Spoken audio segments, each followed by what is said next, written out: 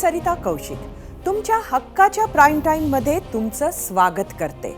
आजच्या आपल्या झिरो आवर मध्ये आपण दोन अत्यंत महत्त्वाच्या विषयांवर चर्चा करणार आहोत। त्यातल्या काही बाबी समजून घेणार आहोत। पहिला विषय अर्थात मराठा आरक्षण देण्यासाठी सरकारची सुरू असलेली तयारी, तर दुसरा विषय ज्यानं सोशल मीडियात धुमाकूळ घातलाय आणि नोएडा पोलिसांना कामाला लावलाय तो आहे एल्विश यादव आणि स्नेक बाईटचे नशेखोर।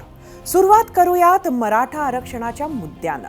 मराठा आरक्षणासाठी 2 महिन्यात दुसऱ्यांदा उपोषणाला बसलेल्या मनोज जरांगेंनी काल उपोषण मागे घेतलं।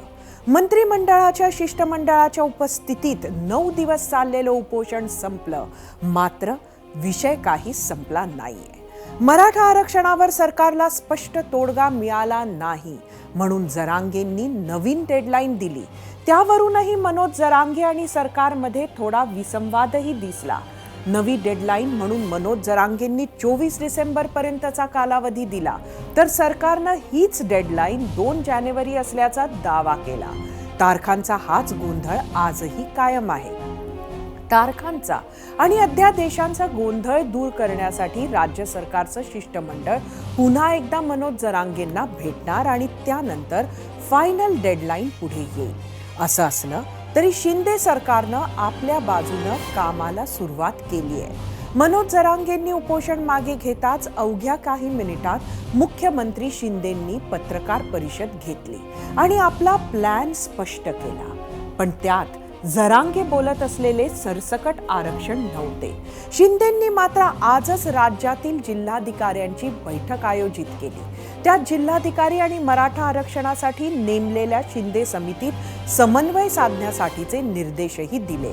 यासोबतच कुणबी जात प्रमाणपत्र वाटपाच्या प्रक्रियेला राज्यभरात वेग देण्यासाठीची पावलं उचलली जात आहेत। नक्की तारखांचा आणि सरसकट आरक्षणाला घेऊन सरकार आणि जरांगे यांच्यात विसंवाद आहे का? आपल्या बरोबर आजच्या चर्चेत असणार आहेत सरकारच्या यशस्वी शिष्टमंडळाचे सदस्य मंत्री अतुल सावे। त्यांच्याकडून आपण हे मुद्देही समजून घेऊयात। यावरच होता आमचा आजचा पहिला प्रश्न आणि तो पाहण्यासाठी आपण जाऊया आपल्या पोल सेंटरला। आजचा आपला पहिला प्रश्न होता, काल ठरलेल्या मुदतीच्या आत मराठा आरक्षणाचा प्रश्न सुटेल असं तुम्हाला वाटतं का? तुम्हाला सांगायचं होतं होय किंवा नाही। खरं तर नव्या डेडलाईन आधी मराठा आरक्षणाचा विषय मार्गी लागेल का आणि मनोज जरांगेच्या 3ऱ्या टप्प्यातील उपोषणाआधीच मराठा आरक्षण जाहीर होईल का याकडे अवघ्या राज्याचं लक्ष लागलंय। त्याची उत्तरं मिळतील तेव्हा मिळतील। मात्र काल जरांगेंनी उपोषण सोडल्यानंतर महाराष्ट्र सरकारनंही आरक्षणासंदर्भात वेगवान पावलं उचलायला सुरुवात केली आहे। असाच वेग आज राज्याच्या रस्त्यांवरही दिसला, कारण गेल्या 8 दिवसांपासून बंद असलेली एसटी आज पुन्हा सुरू झाली। ठप्प झालेला गावगाडा आज पुन्हा सुरू झाला। बाजारपेठांमध्येही शांतता होती, मात्र आज सकाळपासूनच बाजारपेठाही गर्दीनं भरल्या। दिवाळीच्या तोंडावर खरेदीला जोर आलाय। गेल्या काही दिवसांपासून ज्या बीड, जालना, छत्रपती संभाजीनगरमध्ये इंटरनेट बंद होतं, तिथं आज सगळ्या सेवा सुरू झाल्यात। 2 दिवसांच्या इंटरनेट डिटॉक्स नंतर इथल्या मोबाईल्समध्ये इंटरनेट सुरू झालं।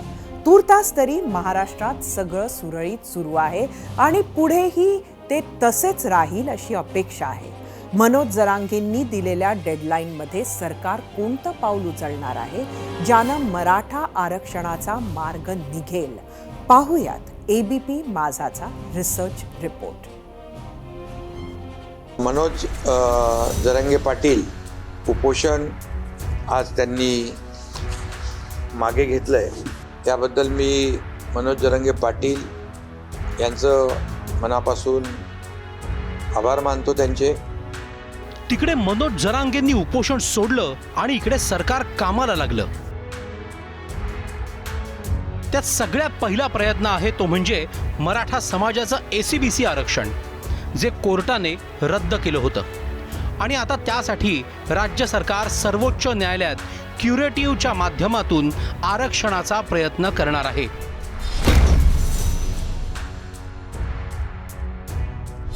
आणि त्यासाठीच शिंदे सरकारनं जो प्लॅन केलाय तो एबीपी माझाच्या हाती लागलाय.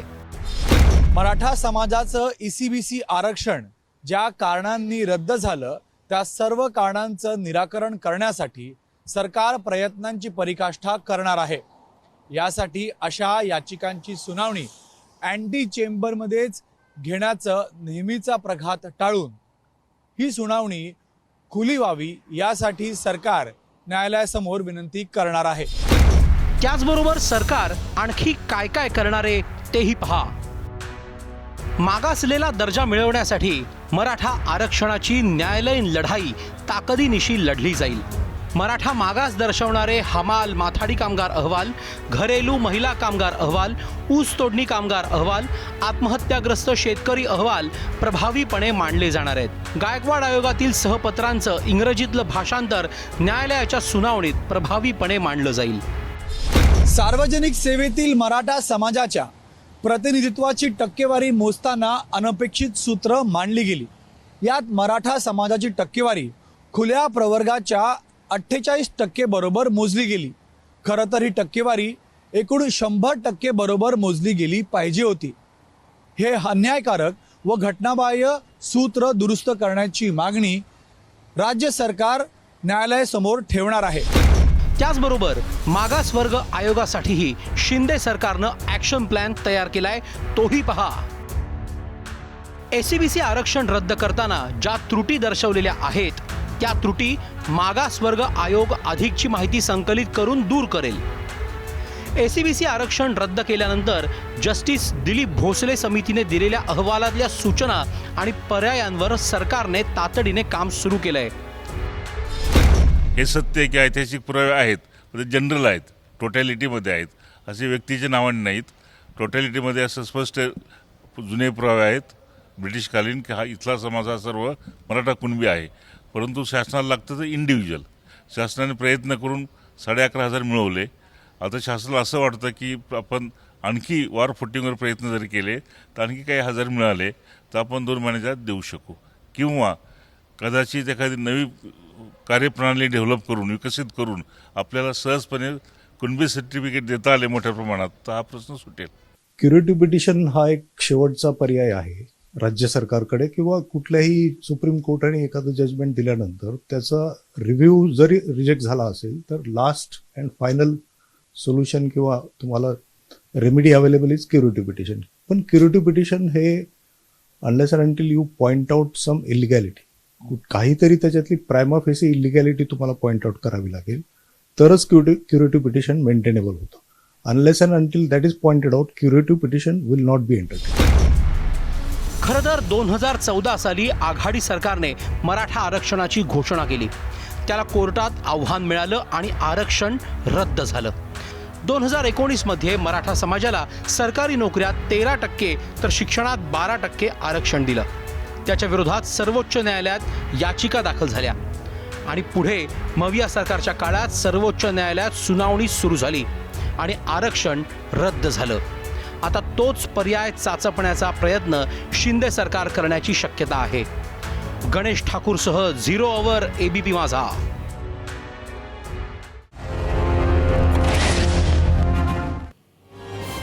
एक धक्कादायक अपडेट त्या दिवशीची ज्या दिवशी बीडमध्ये आमदार प्रकाश सोळंके आणि संदीप क्षीरसागर यांची घरं पेटवली, ज्याचा प्रत्येक मराठी माणसानं विचार करायला हवा. प्रकाश सोळंकेनंतर आज जयदत्त क्षीरसागर यांनी बीडमधील हिंसाचाराबाबत माहिती दिली. त्यानुसार बीड हिंसाचारात पोलिसांनी ताब्यात घेतलेल्या एकूण तरुणांमध्ये 5 जण अल्पवयीन होते, म्हणजे 18 वर्षाच्या खालचे. ज्यावेळी त्यांच्या खांद्यावर पुस्तकांचे दप्तर हवे त्यावेळी रॉकेल बॉम्ब असणारे बॅकपॅक घेऊन ते आले होते. अजून धक्कादायक म्हणजे अटक केलेल्या बहुतांश तरुणांचं वय 25 ते 30 वर्ष आहे. तेच दुर्दैव की ज्या वयात या तरुणांनी राज्याचा विकास आपल्या खांद्यावर घ्यायला हवा होता त्याच वयात कोणीतरी त्यांच्या खांद्यावरून आपला राजकीय स्कोर सेटल करतंय. बीडच्या याच घटनेवर जयदत्त क्षीरसागर काय म्हणालेत पाहूयात.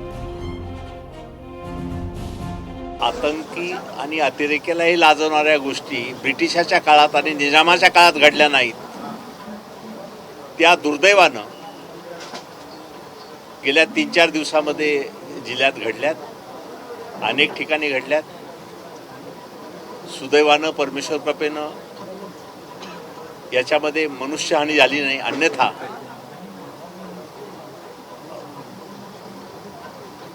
बीडच्या इतिहासाला काळिमा फासणारं, जो सर्व धर्म समभाव आणि सर्व जातीत सलोख्याचा इतिहास आहे, अशी घटना या ठिकाणी आंदोलनाच्या आणि आरक्षणाच्या निमित्तानं घडणं मला वाटतं अतिशय दुर्दैवी बाब आहे. आता वेळ झाली आजच्या प्रश्नावरच्या प्रतिक्रिया पाहण्याची. त्यासाठी आपण जाऊया आपल्या मीडिया सेंटरला, जिथं सुरुवातीला आपण बघूया आजचा आपला प्रश्न. आजचा आपला प्रश्न होता, काल ठरलेल्या मुदतीच्या आत मराठा आरक्षणाचा प्रश्न सुटेल असं तुम्हाला वाटतं का? बघूया सोशल मीडियावर आपल्याला काय प्रतिक्रिया आली आहे. पहिली प्रतिक्रिया एक्सवरची हेमंत साळुंके. केंद्र सरकारनं 50% आरक्षणाची अट काढल्यावरच आरक्षणाचा मार्ग मोकळा होईल आणि याचा फायदा फक्त मराठा नाही तर प्रत्येक राज्यातील खुल्या प्रवर्गातील मागासलेल्या समाजालाही होईल. एक्सवरून महेश, मला वाटतं विधानसभा विसर्जित होईल. यूट्यूबवरून स्वप्नील खर्डे, प्रश्न सुटला नाही तर गरीब मराठा काय करतात हे सरकारनं पाहिलंय. जरांगे पाटलांचा आदेश आला की मुंबईत चक्काजाम करू, आरक्षण आमचा हक्क. यूट्यूबवरून विजय उळवेकर, खूप गुंतागुंतीचा विषय आहे, सर्व बरोबर झाले तरी सुद्धा कोर्टात ते पटवून दिलं पाहिजे. यूट्यूबवरून नितीन माळी, सरकारचा वेळ काढूपणा आहे, जानेवारीत कदाचित लोकसभेची आचारसंहिता लागणार, नंतर सरकार म्हणणार आता काही करता येत नाही.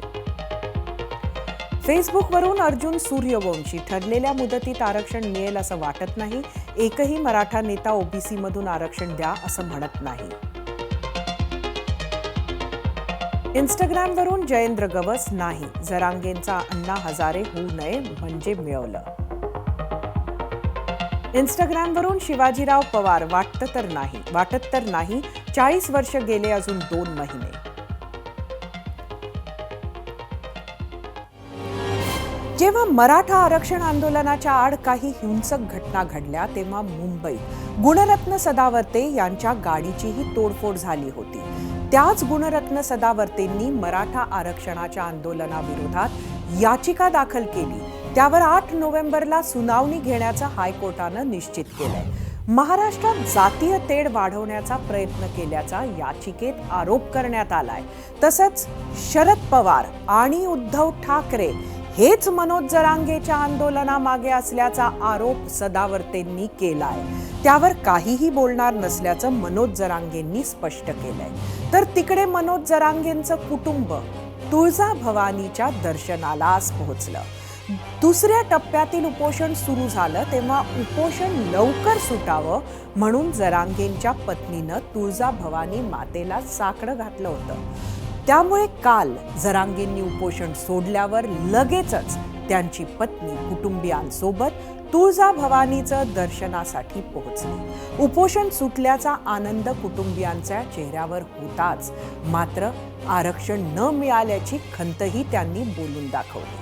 त्यामुळे मनोज जरांगेंचं उपोषण संपलं असलं तरी पुढचे 2 महिने ही टांगती तलवार सरकारच्या डोक्यावर असणार आहे. त्याच संदर्भात बोलण्यासाठी आपल्यासोबत आहेत मंत्री अतुल सावे. काल अंतरवालीमध्ये सरकारचं जे शिष्टमंडळ गेलं होतं, ज्यांच्या शिष्टाईला यश आलं, त्या शिष्टमंडळात अतुल सावे होते आणि तेच आपल्याला सरकारचा ॲक्शन प्लॅनही सांगतील. त्यांच्याशी बातचीत करूया आपल्या गेस्ट सेंटरला. अतुलजी, आपलं स्वागत आहे एबीपी माझाच्या 0 आवरमध्ये. खरं तर पहिल्यांदा जेव्हा आपण काल शिष्टमंडळ म्हणून जात होता तर तेव्हा एकंदरीतच मागच्या खेपेला आणि ज्या पद्धतीची परिस्थिती होती त्यात तुम्हाला आशावाद होता का की कालच्या काल उपोषण मागे घेतल्या जाईल?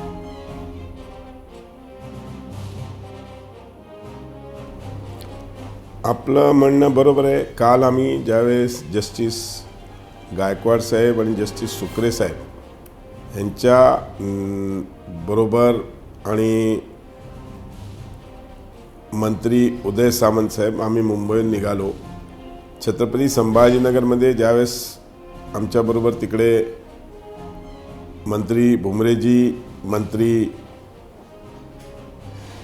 धनंजय मुंडे आणि आमदार नारायण कुचे असे आम्ही सगळे चर्चा केली आणि आम्ही असं ठरवलं की आधी माजी न्यायाधीश गायकवाड साहेब आणि सुक्रे साहेबांनी त्यांना कन्व्हिन्स केलं पाहिजे की वेळ का लागतोय आणि जर त्यांना ते लक्षात आलं तर नक्कीच ते आम्हाला सरकारची मागणी ते मान्य करतील असा आम्हाला विश्वास होता.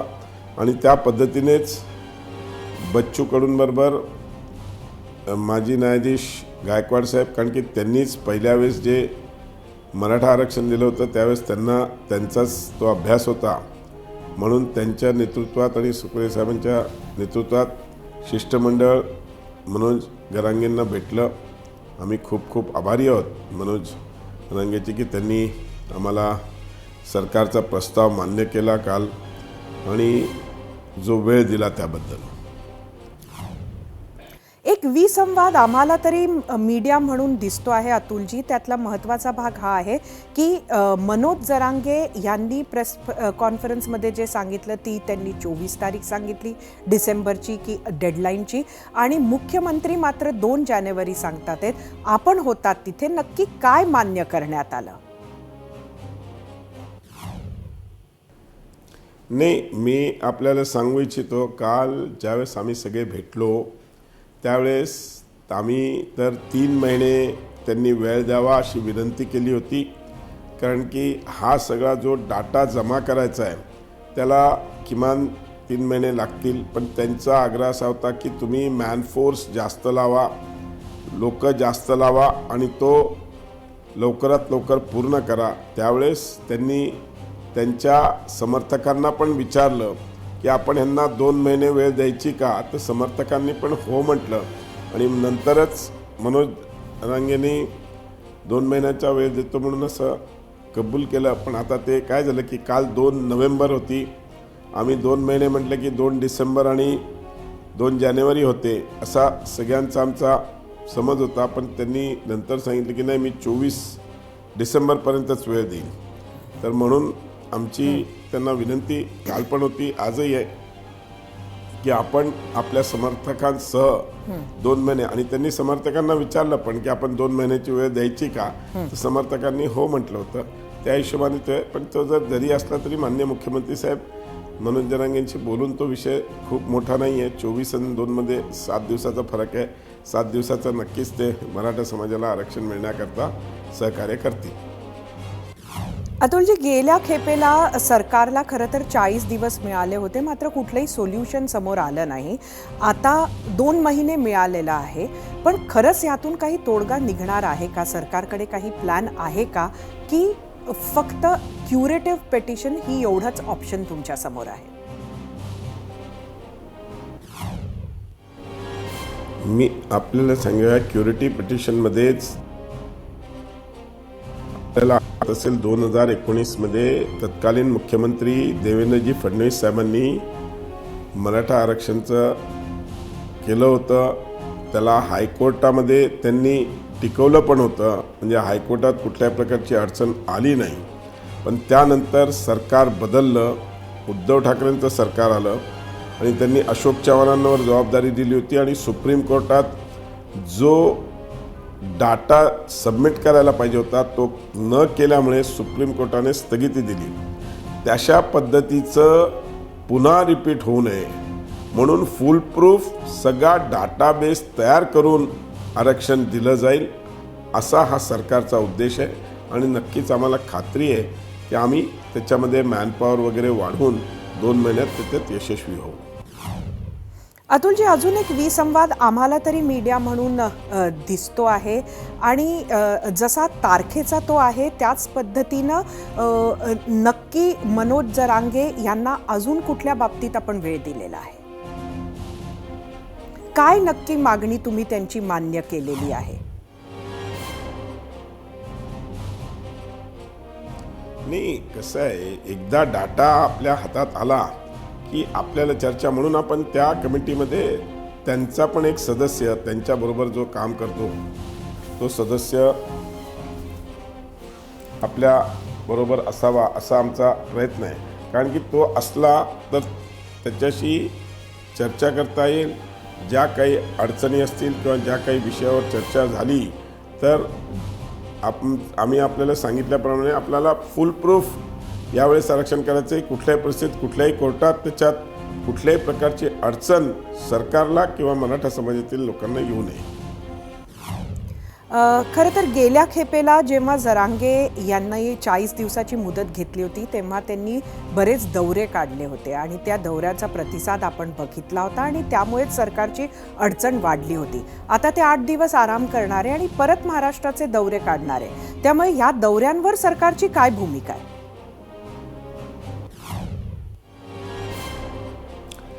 सरकारने अजून त्याच्यात काही निर्णय घेतलेला नाही. माननीय मुख्यमंत्री साहेबांनी त्यांना विनंती पण केली आहे की तुम्ही आमच्याकडे या, आपण चर्चा करू, कित्येक गोष्टी चर्चेच्या माध्यमातून सोडवायचा प्रयत्न करू. आणि मला नक्कीच खात्री आहे की एकनाथ शिंदे साहेबांमध्ये ती म्हणजे कला आहे की ते नक्कीच भेट झाल्यावर त्यांना कन्व्हिन्स करतील आणि जो त्यांनी दिलेला टाईम आहे त्या टाईम फ्रेममध्ये काम करायचा प्रयत्न करू. खरं तर आता आमचा शेवटचा हाच प्रश्न आहे की परत नक्की भेट कधी आहे जरांगे आणि शिष्टमंडळ किंवा जरांगे आणि मुख्यमंत्री यांची? ते मुंबईला येणार आहेत का? नाही, अजून काय डेट. काल असं ठरलं की आधी पहिले त्यांना हॉस्पिटलमध्ये ॲडमिट करणं आणि त्यांची तब्येत पहिले चांगली झाली. तब्येत शेवटी चांगली असणं त्यांची आपल्या सर्वांसाठी गरजेची आहे आणि त्याच्यामुळे त्यांना कालच छत्रपती संभाजीनगरमध्ये हॉस्पिटलमध्ये ॲडमिट केलेलं आहे. त्यांच्या थोडीशी सूज वगैरे असं टी व्हीवर दाखवलं आहे. मी आज तर मुंबईत आहे पण उद्या नक्कीच गेल्यावर त्यांना एकदा भेटीन, त्यांची तब्येतीची त्यांची विचारपूस करून पुढच्या काळामध्ये त्यांची तब्येत एकदा चांगली झाली की मग त्यांच्याशी परत चर्चा काही करायची असेल तर नक्कीच त्यांनी जर सांगितलं तर त्यांच्याबरोबर बसून चर्चा करून मार्ग काढू. धन्यवाद अतुलजी. ABP माझाच्या 0 आवरमध्ये आपण आलात, आमच्याशी बातचीत केली त्याबद्दल. इकडे आरक्षणावर सरकार काम करत होतं तर तिकडे राजकारणही सुरू होतं. जरांगेशी सरकारच्या वाटाघाटी सुरू असताना उपमुख्यमंत्री देवेंद्र फडणवीस कुठे होते असा सवाल संजय राऊतांना विचारला आहे. तर नितेश राणेंनी उत्तर दिलं आहे आणि उद्धव ठाकरेंच्या उत्तराखंड दौऱ्यावर बोट ठेवलंय. तर महाराष्ट्रातलं शिंदे फडणवीस अजित पवारांचं सरकार कधी पडणार याबद्दल संजय राऊतांनी पुन्हा एकदा भाकीत वर्तवलंय. त्यामुळे हे राजकारण काही इतक्यात संपेल असं वाटत नाही. आता वेळ झाली आहे आपल्या आजच्या पहिल्या प्रश्नावरच्या पोल रिझल्ट पाहण्याची आणि त्यासाठी आपण पुन्हा एकदा जाऊया आपल्या पोल सेंटरला. तुम्हाला परत एकदा आपला आजचा पहिला प्रश्न सांगते. काल ठरलेल्या मुदतीच्या आत मराठा आरक्षणाचा प्रश्न सुटेल असं तुम्हाला वाटतं का? एकूण 30,000 मतं आलेली आहेत यूट्यूबवर. 32% लोकांनी होय म्हटलंय, 68% लोकांनी नाही म्हटलंय. एक्सवर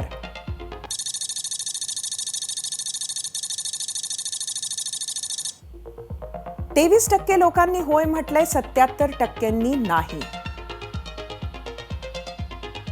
इंस्टाग्रामवर एकूण 6,000 मतं. 52% लोकांनी होय म्हटलंय, 48% नाही.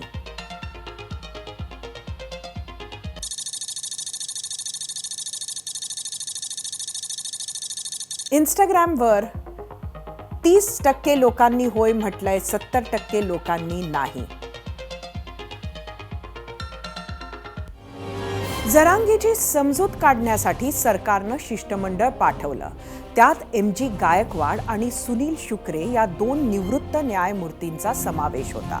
मराठा आरक्षणासाठी एम्पिरिकल डेटा गोळा करण्यापासून ते कायदेशीर बाजू पक्की करण्याच्या कामांचा त्यांना अनुभव आहे.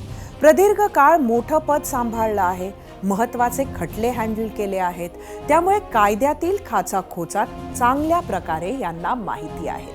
फक्त उपोषण आंदोलन करून का भागणार नाही, आरक्षणाची लढाई सर्वोच्च न्यायालयात टिकणं महत्त्वाचं आहे हे त्यांच्या इतकं चांगलं कुणालाच माहिती नसेल. त्यामुळे नेहमीच्या नेत्यांनी राजकारणाची गणितं डोक्यात ठेवून चर्चा करण्यापेक्षा या विषयातील दोन मोठ्या माणसांनी, दोन तज्ज्ञांनी समजावून सांगितलेला विषय जरांगे पाटलांनी व्यवस्थित कळवून घेतला. जरांगे पाटील आणि सरकार दोघेही येत्या 50-60 दिवसात एकत्र काम करतील.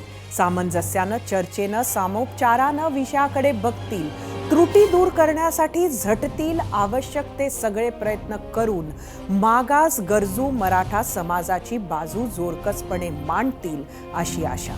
दिवाळीच्या सणासुदीच्या काळात राज्यातल्या वातावरणात अनावश्यक तणाव राहणार नाहीत यासाठी सरकार आणि जरांगे यांनी जी मॅच्युरिटी दाखवली आहे त्यासाठी दोघांचंही महाराष्ट्राची जनता आभार मानत असेल. एबीपी माझा, उघडा डोळे बघा नीट.